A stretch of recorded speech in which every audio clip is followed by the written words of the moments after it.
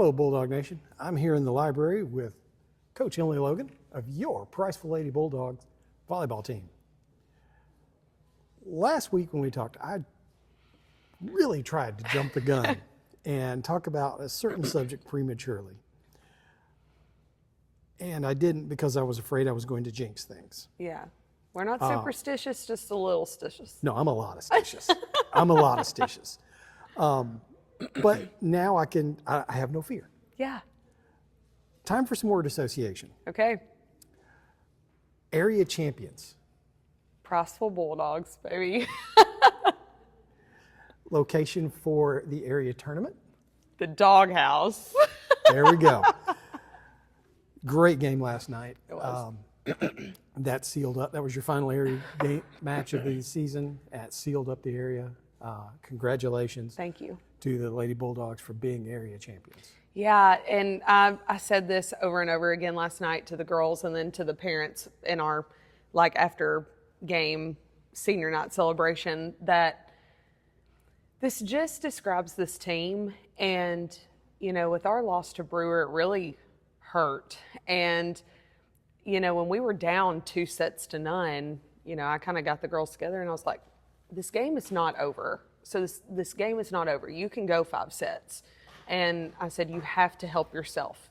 If we're going to lose this ball game, you have to help yourself.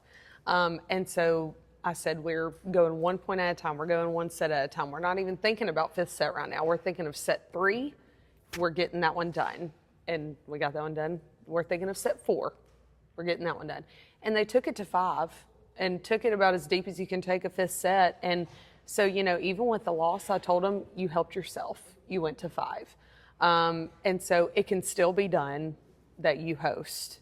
You just got to handle business. And so, like I told you, we had that running whiteboard that had been going all season long for area games and games won and sets won and points and everything like that. And so the girls knew what business needed to be taken care of. So even in our 5-set game against East Limestone, we added it. Okay, now you just got to go take care of business in many ways. And the next one was to win in 3 sets to Brewer. And so they were able to do that. And so they've been able to help themselves and stay within themselves.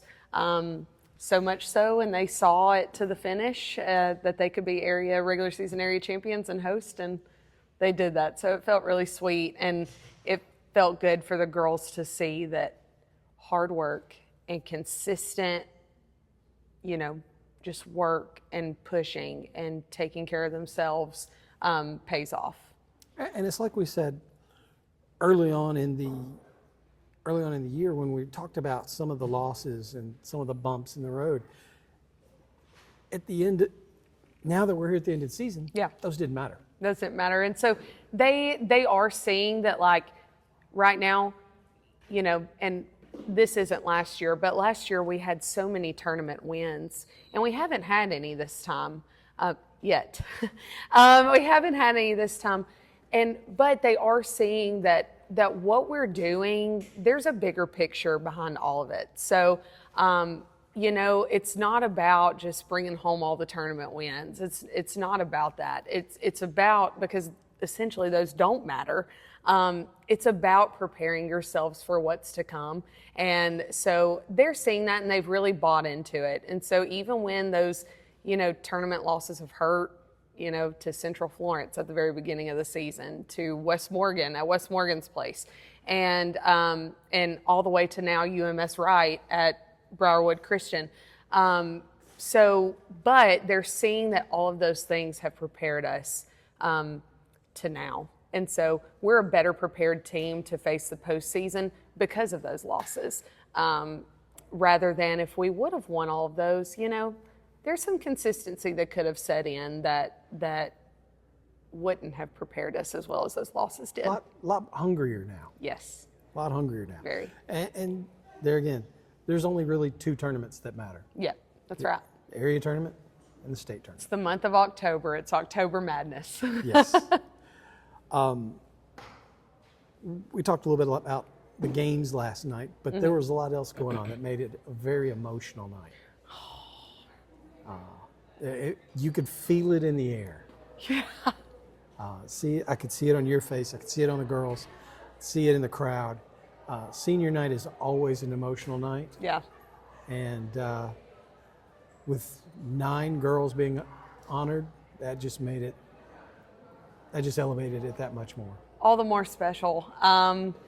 Yeah, this group, and I posted a little bit about it on Facebook, that, you know, I've had some girls that have continued playing, and then I've had some that haven't, and really it was all on their own accord that they chose not to. But for all of them to want to stay in the program has been super special, and it just kind of proves what we're kind of building here for that. So it's been really special to have those girls, and yeah, very emotional. Misty Langlios put together that little beginning part, and she caught me, and it was emotional. So it got everybody crying, but you know, I told them how special it was. Anyways, so yeah, it was just a special night for them, a special night for us, just to be able to come together and celebrate what we've done as a group. And yeah, so these parents know how special they are to me. These girls know how special they are to me.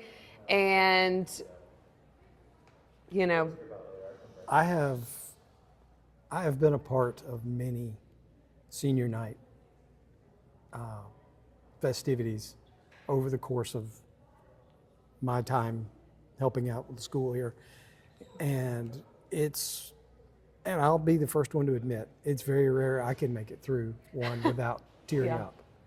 And because of just seeing the emotion and just being part of it and feeling part of it, it's always a special night. yeah, and you know, it's rare that you just have a group that's as close as this one. I've had teams that have gotten along, but it's rare that you have some that just love each other. And so, you know, this is the group that I've been with throughout the whole thing. And so I even told them last night during our little celebration, 7th grade was terrible. And I think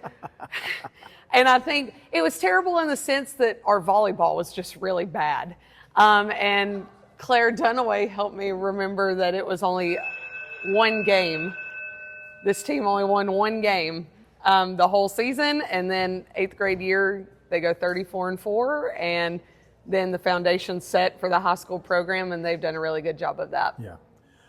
So what's left this season? On the schedule, you got a trip south to an old foe, Good Hope, on Thursday. And then one more tournament scheduled for this weekend. Yes. So yeah, we're traveling to Good Hope tomorrow. We're their senior night, so it's going to be a good environment, good crowd, and a good team to play against before we get into the postseason. A really good. I know they've graduated a few girls, but they're not. The tank is not dry there by any stretch. No, they're consistent and have a lot of good club organizations out that way that seem to develop just good talent throughout. And yeah, we have a good tournament in Gunnersville this weekend at Supreme Court, and there's always some good competition going into there. So that's where we're going to see Oxford, Hartsville's in it. Just a lot of top teams that before we get into area play and postseason play, just battling it out once again. So it'll be a good trip for us, and it'll be a good precursor to what's to come. Definitely. Yeah. Then one more tournament after that, the area tournament. Do we know a schedule on that yet? We do. So we're starting. So it's Thursday, October 16th, and it's during the school day. At 10:30, your 4 and 5 seed are going to play. So Westminster is going to play Adrmore. At 12 o'clock, Priceville is going to play the winner of that. So our first game's at 12 o'clock on Thursday, October 16th. And then Brewer and East Limestone are going to play at 1:30. And then the area championship is slated to start at 3 between the winners of that. So So championship sleds start at 3, could possibly be a little later just due to time and games, and if games go to 5 and stuff like that. So hopefully we'll be there at that championship game and everybody can come out and be there and make it rowdy. That'd be a great time. Everybody just stays at school and Yes. goes to that. Just give it one game, and that would be a good one. That would be a great game. If you haven't caught one yet, plan on next Thursday staying after school. Come and Yes. check it out. It's Yeah. going to be great. Let's talk a little bit about the team and how they've done over the course of the year. Yeah. Who's been your best server? But sir, man, and you could take it a lot of different ways. You could take it in who's hitting their spots, who hits their spots consistently, who produces the most aces. And to us, winning serves is not just aces. We don't serve to ace every time. Is it great? Obviously, yes. But we serve to get people out of system. We serve to get the other team uncomfortable to where they can't go to their best hitter all the time. If I had to say one, and like I said, I could say everybody for a certain thing.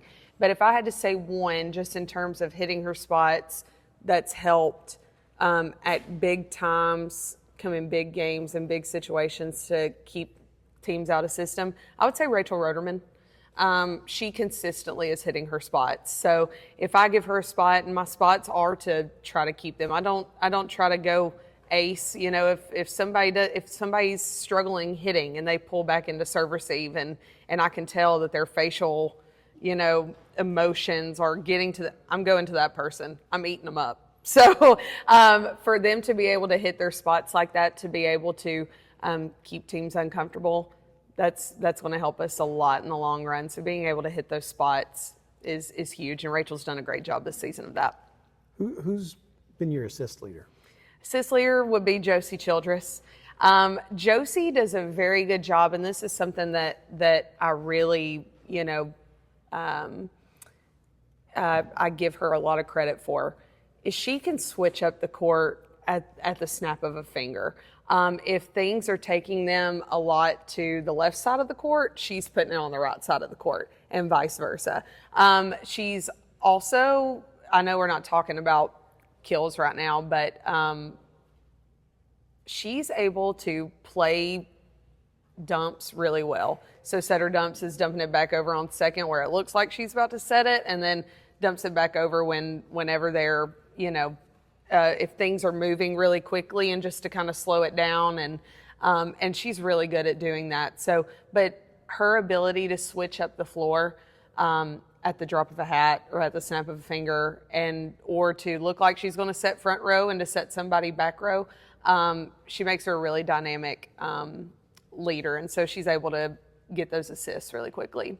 Yeah, she does a fantastic job of those dumps, seeing where the defense is prepping to do a dig or a block, Yes. and going the other way Yes. across the net. For sure. Who's your leader in kills?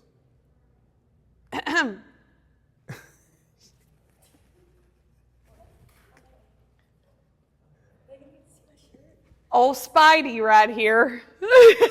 Special guest. Yes. Old Spidey right here is the kills leader. I mean, I think you had 19 last night. Oh, I don't know. 17 or not. See, she doesn't even care. She's just like, give me the ball and I'm going to put it down. So that's what we love about her. And that final point to end this match was just spectacular. It was a great job. Yes, it was. It was. So that's her. She said she wanted to get in. We said we were going to work her in, didn't she? Who's gotten the most digs? Gosh. I think it's her again.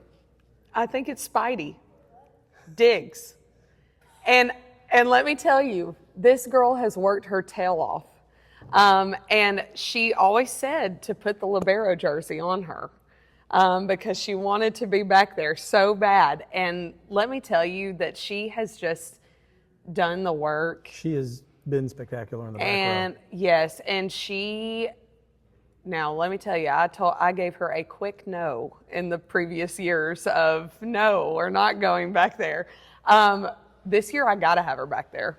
And so I'm just really proud of her in that sense of just working her tail off. And my goodness, I mean, just been phenomenal. So I think she's been the Diglier. And then obviously with Chastity and Bailey Smith back there, they're pretty neck and neck, but obviously with injuries and stuff of that nature. But I think Abby has that on lock for sure. Blocks? Man, I don't think I can. Can I name 3? Sure. Well, actually 4. Amity Wilder, Addison Sherwood, Mo Hames, Abby Langlios. Honestly, I could name 5. Josie Childress gets a lot of touches on the front row. She had a couple of big ones last night. Yes, she did. So did Addison. Yes, she did. And so our blocking this season, and for us, wins aren't like stuff blocks for us. And obviously for defense, like wins are not stuff blocks. Are they nice when we do get them? Obviously. But my goal for them this whole season, because we have struggled in previous years of blocking, my goal has been, I don't care if it's your pinky nail. We need to get some kind of touch on the ball. And so just to help our defense, and because there's a lot of big time hitters that we face, and they have done a really good job of getting just touches on balls. So for me, the blocks and the number of them aren't so much important as in everybody collectively getting touches on balls. And they have done a really good job. And even if we are struggling some games of getting touches, we tell them the adjustments that they need to make of closing their shoulders or, just reading the ball a little bit better, reading the ball out of setter's hands a little bit better to the hitter. They make those adjustments really quickly. And so there's been times where they, in the first set, maybe we didn't get so many touches, but in the second set, we made an adjustment and they were able to get way more touches on balls. So I would say really those 5 for sure are just doing a great job for us blocking wise. The whole team. Literally just congrats to the whole team. Yeah, definitely. Coach, thank you for your time. I appreciate everything. Once again, you're 2025 area champions. Congratulations to the girls. They worked their tail off to get there. Congratulations to you for being the leader that you are. Thank you. And best luck this week, next week. Thank you. And Bulldog Nation, you got to come out and support these girls, especially next Thursday. Get in here, get in the gym, be loud, be proud, be there. We'll see you later, Bulldog Nation. Take care.